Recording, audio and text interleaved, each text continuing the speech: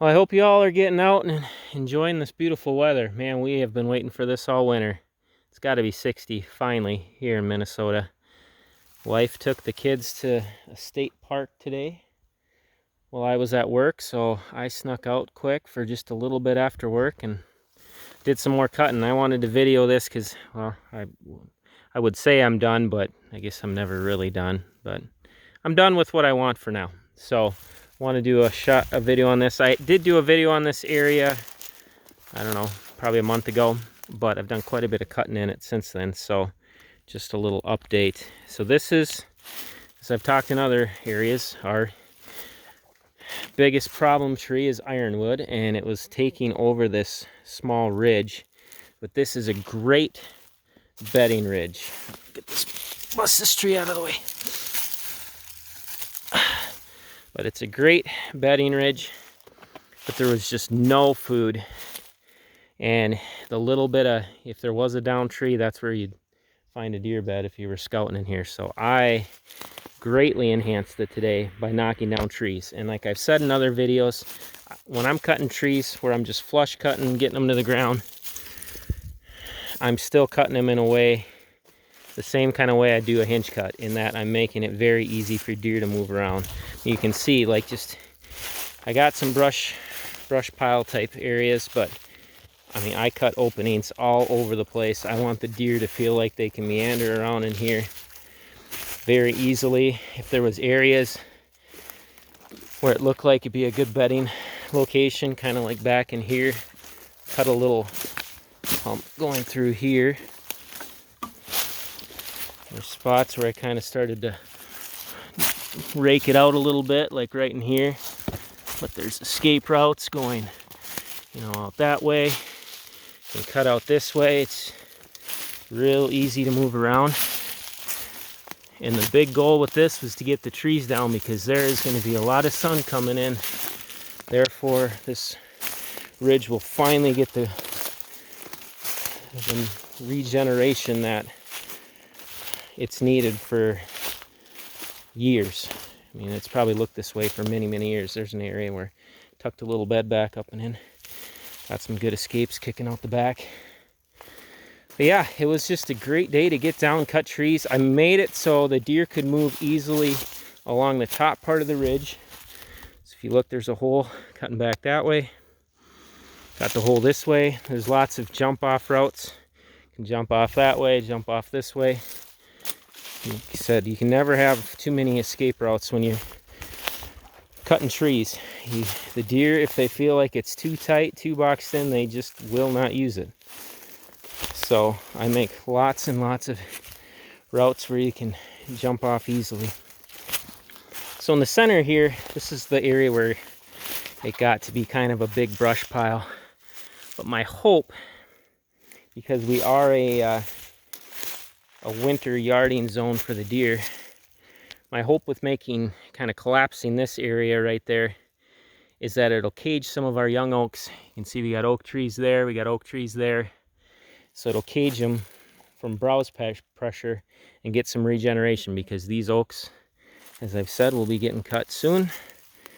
And I do want some oaks coming back.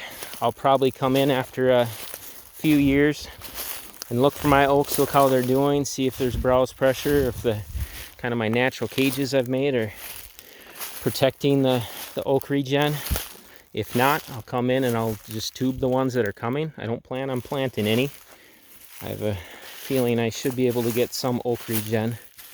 But yeah, that's a kind of one of the bigger reasons I like to do brush piles. Plus it just I mean, you can see it is just thick. If you would have seen the before video, like you could have seen right through this whole ridge. There just was no cover. And they're giving me some cover, and I've got plenty of little escape routes where they don't feel like they're boxed in. So this should be a very promising ridge top, especially that first week in November. This is a good little chunk of woods for us. It's probably only 10-12 acres, but we've shot quite a few nice deer in this area. Actually, this area of the farm is where we've shot the most nice deer. Got this massive swamp that's a mile away from where we're at.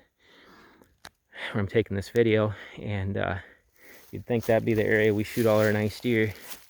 But no, this 12-acre woods, it's got some topography. We don't have a lot of that on our farm. And the deer just, they love it. They love this area. It's just kind of a nice little sanctuary for them. So yeah, just want to make it better and hold deer. And whenever making cuts like this, you got to think about how you can hunt it. Well, my plan is to probably set up a stand further down the ridge that way, and then set up a bedding area, another bedding area back behind it to the northeast, and hunt between the two bedding areas. So that'll be one I can sneak in real early in the morning. Be the type of stand I probably just want to hunt once or twice. Don't want to blow up the farm for it. But I will I'll have it there, because if I want to get real aggressive right before the lead flies during rifle hunting, it'll give me an option where I can get aggressive and just hope I can get it done in one sit. So here's another cool area you can see, just with all these big down logs. I'm sure there's some, I know there's some beds in here. I saw some when there was snow on the ground, but this is kind of cool. You get, if you do the hinge cutting thing, you get a lot of this with, like, this is nature's hinge cut. You know, these trees are all tipped over, but you got all kinds of stuff. That's basswood, all kinds of new trunks shooting off the main trunk. So this is something you could come back and re-hinge. Guys ask what to do, you know, when it all grows up too much. Well, you could easily come back and re-hinge these trees that are growing off this trunk, which I probably will as I add to this bedding area.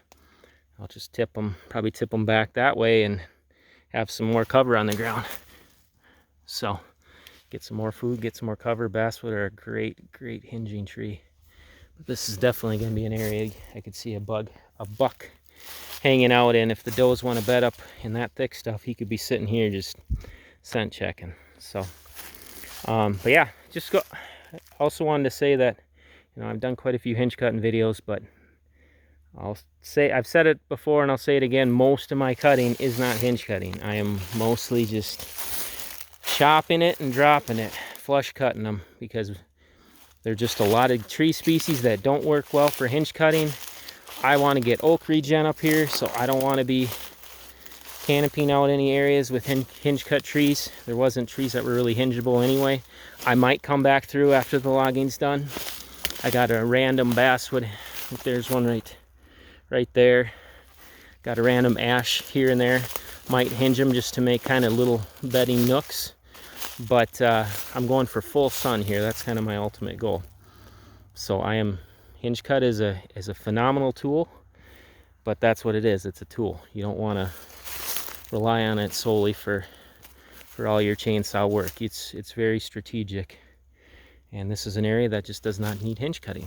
It needs to get trees down to the ground. So that's what I got going on today. Hope you all have a phenomenal day today. Hope you're getting out, enjoying God's creation. It's been a rough time, but we are immensely blessed to live in the country we're in. I've seen just all kinds of really cool stories, as long as I'm not listening to the media. If you start digging around, you can see some cool stories that are out there. And don't get caught up in the fear.